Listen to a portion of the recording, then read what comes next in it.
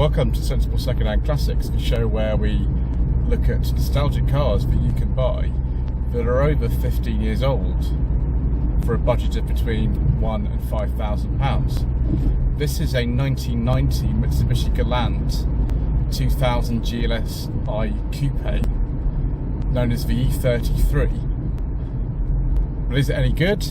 Should you care? Let's find out, shall we?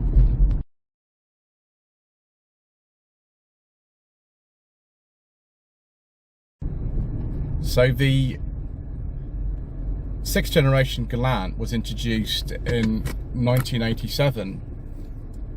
We got the car first in 1988 in saloon form, and then 1989 in 5-door hatchback or liftback form, known as the Galant Coupé. The engines available in this car were a 1.8. There were two 1.8s available worldwide. We only got the smaller of the two, with 86 horsepower, and a carburettor that was only available in the saloon. And then this 2-litre, the 4G63 engine, yes, the 4G63, with 110 horsepower. The other 2-litre options were both badged GTI, one with 143 horsepower, one with 148 horsepower, and the all-singing, all-dancing 4-wheel drive and 4-wheel steer version. There are also some diesels available, but as usual, due to controversial government legislation and all kinds of other reasons, we don't talk about diesels on this channel.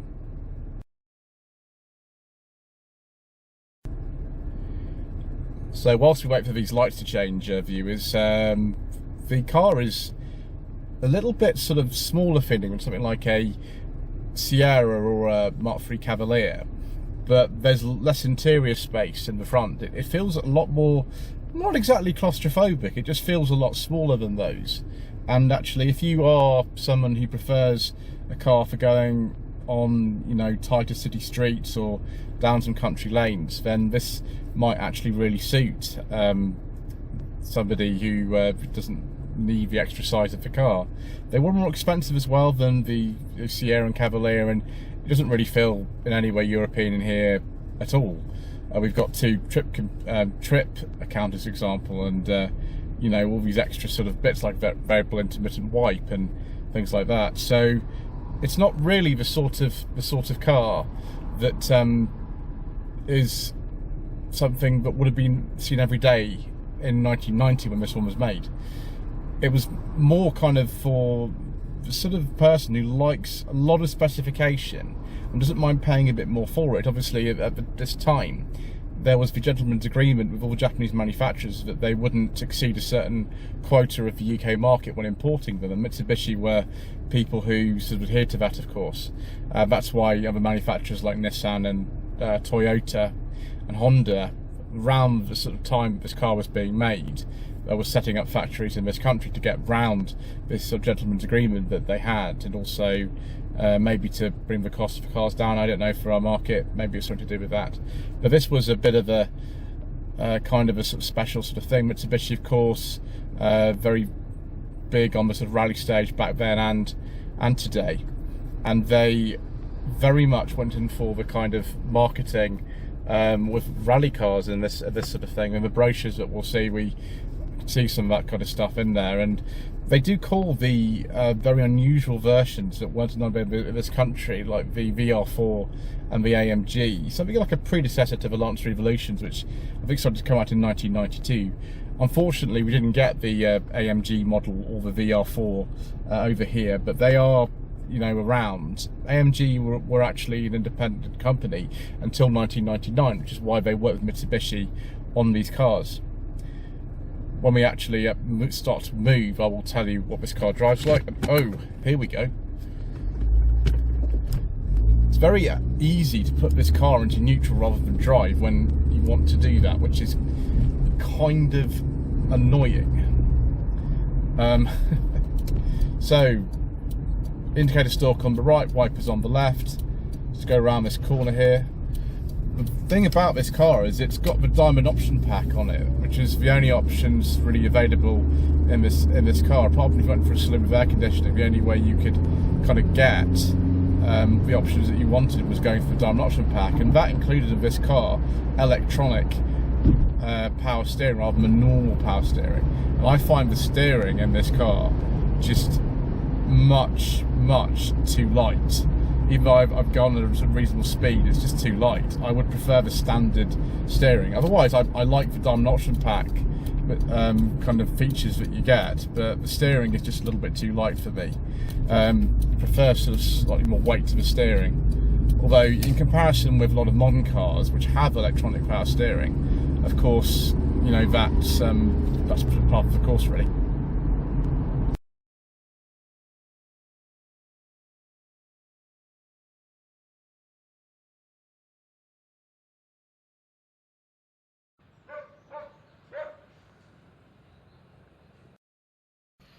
Well viewers, what a treat we have today. I apologise for the background noise, by the way. I've been having difficulty trying to find somewhere to park up to do this section of the video. This is a really rare car. They weren't common back in the day. They were much more expensive than, say, something like a Cavalier or a Sierra. And they weren't really aimed at that kind of market anyway. They were more aimed at somebody who'd be interested in something like, I don't know, Honda Accord, I think. And you could get a saloon version as well. This is called the Coupé or 5-door version.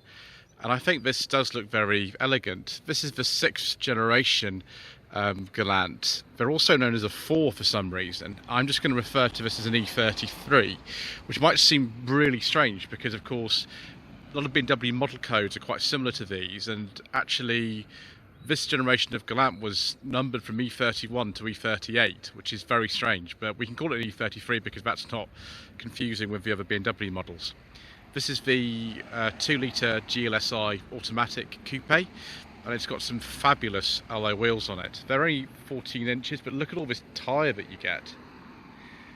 The sort of side, well, not really rubbing strips are they? The sort of body protection mouldings on this are fantastic. And look at this reflector bar at the back as well, just so typical of Japanese cars of this era. This car is in superb condition. It was owned by the same family until about 2021, I think it was. Well, just open up the boot here. You can use the release inside. This has got a really strong kind of pair of these boot struts on it. They're really strong, so it takes quite an effort to put them up or take them down. So you can see Philip, who owns this car, was at Festival Exceptional in the concourse section with this car, and I totally understand why as well. I think that bulb's been changed from an LED one. The boot is for about 400 litres, which doesn't seem particularly big. I think a Sierra would have been quite a lot bigger than this anyway. At the rear of the car, we've actually got a torsion beam suspension in this, but the four-wheel drive models actually had I think double wishbone suspension in the back. They were very differently engineered from these standard front wheel drive ones. So we lift this up and we can actually see we've got not only a full-size spare, but a really nice full-size alloy spare. Isn't that absolutely amazing? This car is in superb condition. I mean, they weren't exactly common when they were new. They were very expensive, and they were, you know, actually hampered by the import quotas that a lot of these cars had from Japan. Oh, gosh, that is difficult with one arm. Wow. Yeah, so most fierce boot struts ever.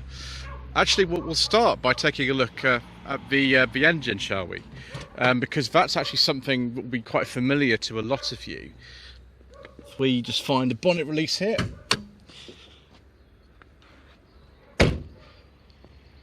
Also got headlamp washers, of course. This is a GLSi specification. Late pre-facelift car. This, a facelift occurred in around 1991. This is a 1990, I think August 1990 actually. And we got chrome trim and all kinds of things. Obviously, wanted more specification, you go for the GTI. That got, you know, all sorts of other things as well in it. But it's got cruise control in it, so it's pretty well specified. Unlike some channel viewers, I'm going to have to use two hands to open the bonnet, so let's take a pause here for a second. So up here on the plate you can see it says 4G63, and yes, this is the famous 4G63 2-litre engine with the counter-rotating balancer shafts, or silent shafts as the Mitsubishi calls them. The engine's very, very smooth. It's really, really smooth actually. And you can see just at the back of here, it actually says E33. It might be easy to see it there. It says E33, which is the model code for this particular specification of Galant. You'll also see that the gearbox is actually on the left rather than the right hand side, which is with a lot of front wheel drive cars. We've got power steering. It's actually, in this particular car, electronic power steering. That was part of what was called the Diamond Option Pack, which also gave things like the electric sunroof that's on this car. You couldn't get air conditioning at all on the coupes. It was really strange. Air conditioning was an option on the saloons, but it was not an option on the coupes. I have absolutely no idea why. It doesn't really make any sense to me. Apparently, the air conditioning was a kit brought in from Japan, which dudes had to fit, so that might have something to do with it, but I'm not really sure. Very familiar oil filler cap, I think used on lots of Hyundais and Protons, but also used Mitsubishi engines back in the day. Electronic fuel injection with this one. You could get 1.8 with a carb, those are very, very rare. And yes, just everything's in amazing condition for the year of the car. 33 years old, and yet just absolutely superb. Right, let's have a look inside then, shall we? So, one of the things I noticed in a review of this I watched from back in the day was one from Motor Week with, you know, John Davis, very sort of famous American motoring journalist. And it's very different in here from like a Sierra. I mean, very different. I've driven an '89 Sierra, and this is absolutely, utterly nothing like one of those. It really isn't. It's got these big old dials in here, massive dials. It's one of the biggest dials I've ever seen in any car actually. Of course, traditional Japanese style of the wipers on the left and the indicator stalks on the right. Weirdly, this is part of the wipers. I think that's the wash function there. It's on the indicator stalk. Also, another typical thing is the fact that if you want to get the key out, you have to press this button just there, like on a K10 Micro. The intermittent wiper function is actually here, which is interesting. The air conditioning, if this car had it, which of course it can't because none of the UK coupes had it, was here. And if you had the GCI model with the electronic air suspension, yes, electronic air suspension, then the system for it would be just up there. As it is, the clock is up there, stereo is down there. It's actually a similar stereo to my Volvo 460. These controls, for example, are identical. It's a Philips unit. You could get another unit, but this is, I think, the standard one for the car. Nice and easy to use, these heating ventilation controls. We've seen these kind of little sort of markings for the vents on other cars before, I think. But yes, variable intermittent wipe, electric sunroof, cruise control, which is somewhere, I can't remember exactly where the cruise control is at the moment, but it's somewhere around here. There's so many functions on this car, it's unbelievable.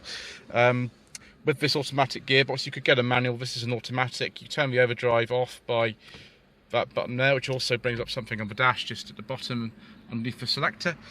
So eco power modes for the gearbox, electric mirrors, little thing for putting drinks in, which is very unusual for a car of this sort of age. I think you can lift this entire thing up. Yes, you can. Putting, I don't know, cassettes in there or something. And then down here, there's a little ashtray type thing, I suppose. 12-volt socket is actually just up there. So that would be, actually, no, the ashtray's that thing. So this is, I don't know, something. We'll look actually at one of the brochures. Philip's got tons of brochures, but I'm just going to refer to this one. It's not quite for this model era car. This is an earlier one. But as you can see, it's exactly the same sort of look as this one, and it's exactly the same colour.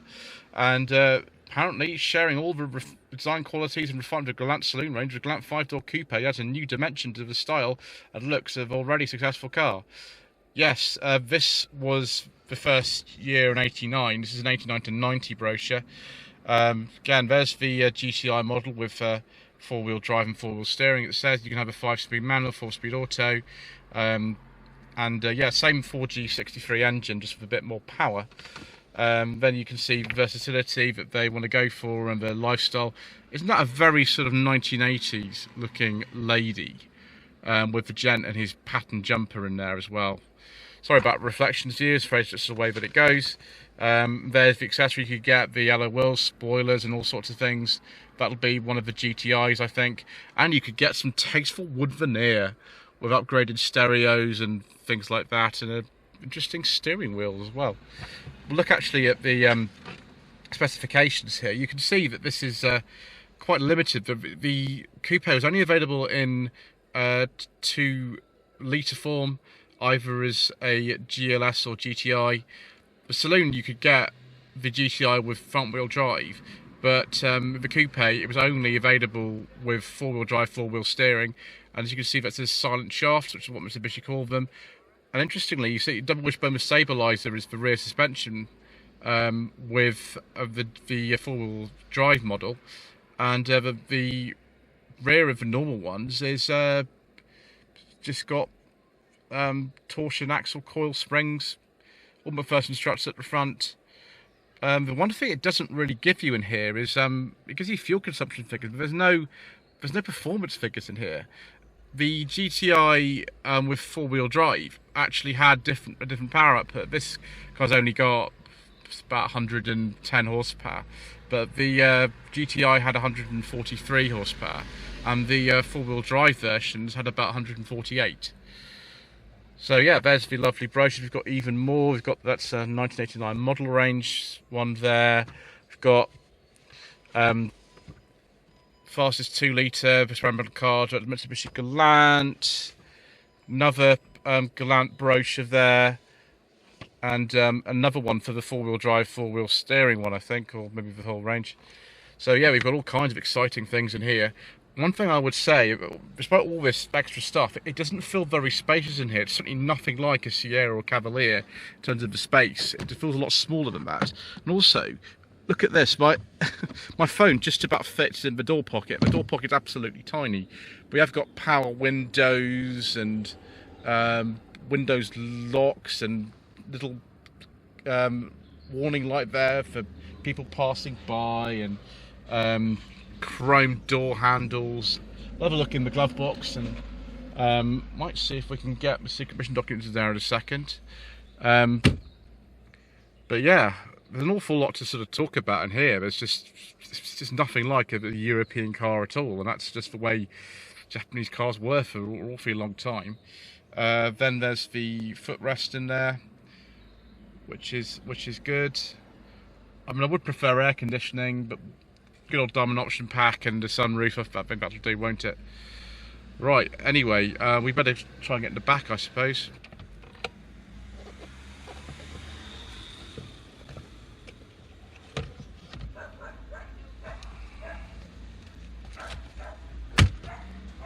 Yes.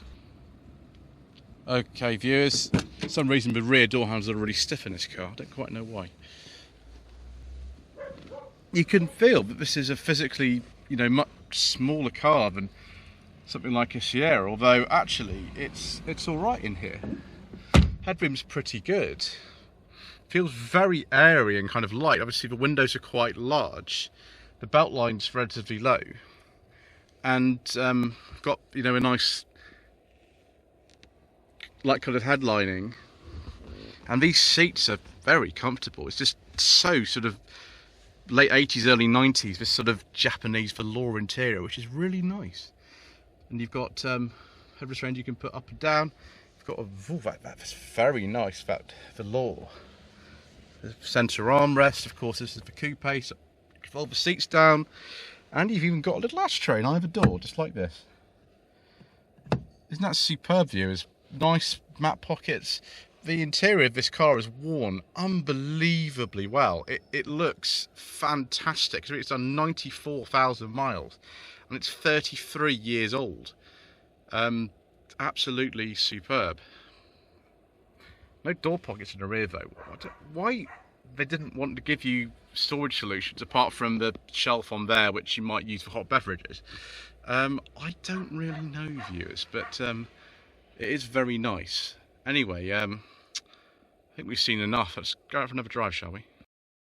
Lloyd Young Consulting stickers, t-shirts and mugs are available by clicking the link to the Google form in the video description below.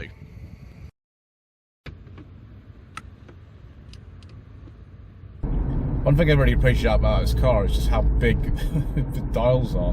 Massive rev counter, massive speedo, and this engine with a silent shaft of G63.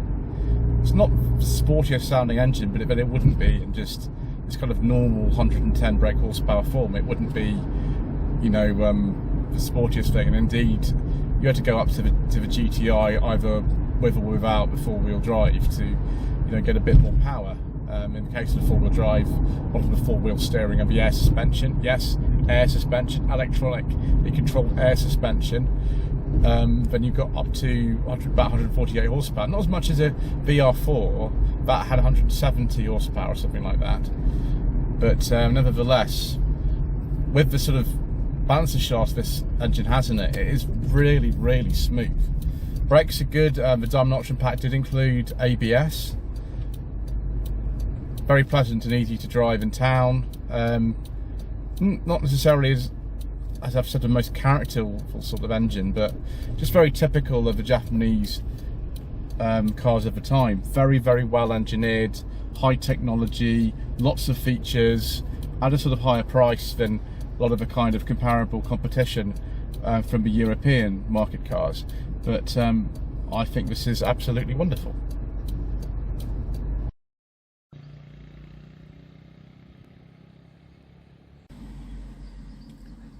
So viewers, the 6th generation Mitsubishi Galant, known as the E33 in this particular variant, is this a car that you should consider with your hard-earned budget of between £1,000 and £5,000? Well, they're very difficult cars to value because there's not many of them around. I think one that's not quite in as nice spec as this one probably would be worth under £5,000, but it's hard to say. If you have a GTI, particularly with the four-wheel drive and four-wheel steering, then that could be worth an awful lot more. The VR4 and AMG models, which weren't available in this country, yeah, goodness knows about those. But yeah, nice to drive, very thoroughly equipped. One of possibly the most thoroughly equipped cars you could get in 1990. And yeah, absolute pleasure to see one of these. I'm very grateful to be able to be offered one in such amazing condition. Anyway, thank you ever so much indeed once again for watching.